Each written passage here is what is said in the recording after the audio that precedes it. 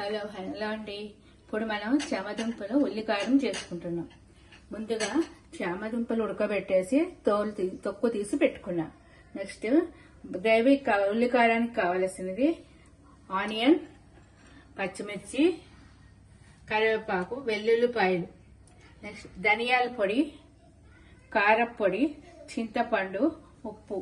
మనం మెంతులు వేసుకోవచ్చు, లేదంటే మొన్న చెప్పాను కదండి, ఎండుమిరపకాయలు, మెంతులు వేయించిన పొడి, ఆ పొడినా వేసుకోవచ్చు. కాకపోతే మెంతులు అయితే పడాలి. మెంతులు వేసుకున్నా పర్వాలేదు.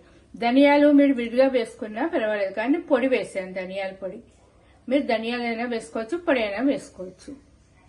ఇవన్నీ కలిపి మిక్సీ పట్టాలి. చింతపండు, దాని సరిపడా పులుపు చింతపండు వేసుకోవాలి. ఇవ్వండి ధనియాలు, అంటే ధనియాలైనా వేసుకోవచ్చు, ధనియాల పొడి అయినా వేసుకోవచ్చు.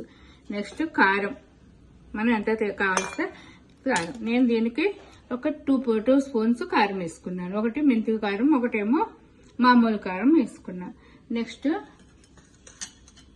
పచ్చిమిర్చి, కారానికి పచ్చిమిర్చి వేసుకోవాలి. నెక్స్ట్ వెల్లుల్లిపాయ, దానికి తగ్గ సాల్ట్. ఇవి ముందు మిక్సీ పట్టుకోవాలి.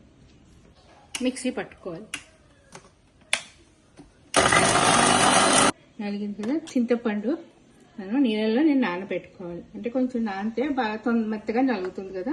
ఈ చింతపండు వాటర్ పోసేయాలి. ఇంకా చింతపండు కొంచెం నలగాలి కదండి, కొద్దిగా వాటర్ యాడ్ చేసుకోవాలి.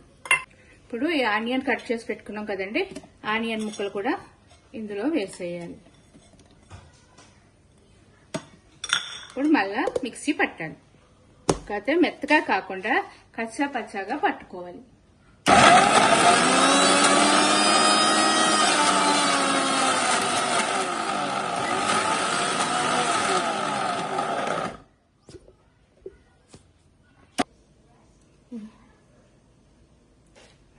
ఇగో చూడండి, ఇట్లా కచ్చా పచ్చాగా పట్టుకోవాలి, మరి మెత్తగా అయిపోకూడదు.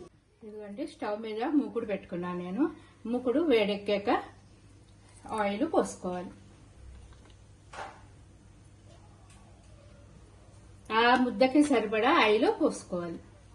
నూనె వేడెక్కింది కదండి, ఇప్పుడు పోపులు వేసుకోవాలి. మామూలుగా కామన్ పోపులు: శనగపప్పు, మినప్పప్పు, ఆవాలు, జీలకర్ర కొద్దిగా పోపు వేసుకోవాలి. పోపు వేసాక అది పచ్చిది కదండి, అన్ని ఉల్లిపాయ అన్ని పచ్చి వేసాం కదా, ఆ పచ్చి వాసన పోయేదాకా వేగాలి. అంటే దానికి సరిపడా నూనె పెట్టుకోవాలి. కరివేపాకు,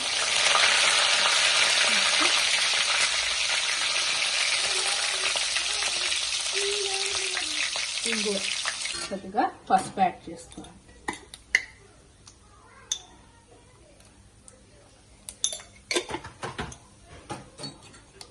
తర్వాత మనం మిక్సీ పట్టి పెట్టుకున్నాం కదండి, ఈ ముద్ద ఇందులో వేసేయాలి.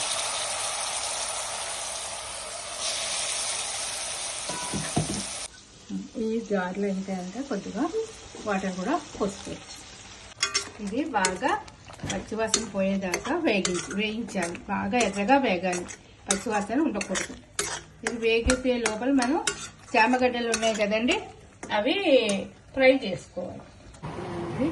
మళ్ళీ కొద్దిగా ఆయిల్ పోసి ఈ చామదుంపలు పెద్దగా ఉంటే ముక్కలు కట్ చేసుకోవాలి, చిన్నగా ఉంటే అలాగే వేసేయచ్చు. ఇవి వేసి మనం ఇట్లా ఫ్రై చేయాలి. ఇది మధ్య మధ్యలో కలుపుతూ ఉండాలి, లేకపోతే అడిగంటేస్తుంది. అడిగంటకుండా మధ్య మధ్యలో కలుపుతూ అది ఎరుపు రంగు రావాలి. చూసారా వస్తుంది ఎరుపు రంగు, అంటే అది బాగా వేగితే, ఎంత బాగా వేగితే అంత రుచిగా ఉంటుంది, అంత స్మెల్ కూడా బాగుంటుంది. అదంతా కూడా బాగా వేయించాలి, కొంచెం బ్రౌన్ రంగు వచ్చేదాకా వేయించాలి. చామదుంపలు చూసారా బ్రౌన్ కలర్ ఎలా వచ్చాయో, ఈ బ్రౌన్ కలర్ వచ్చిన చామదుంపల్ని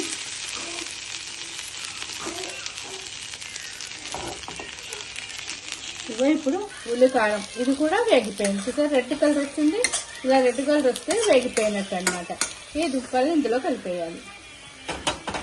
కలిపేసి ఒక 5 minutes ఉడకాలి. దుంపకి అంటాను కదండి పులుపు ఉప్పు కారం, అందుకో 5 minutes దీన్ని ఇలా ఉంచేయాలి. కాకపోతే వేయిస్తూ ఉండాలి, అలాగే అడిగించేస్తుంది. చూసారా దగ్గరగా అయిపోయింది.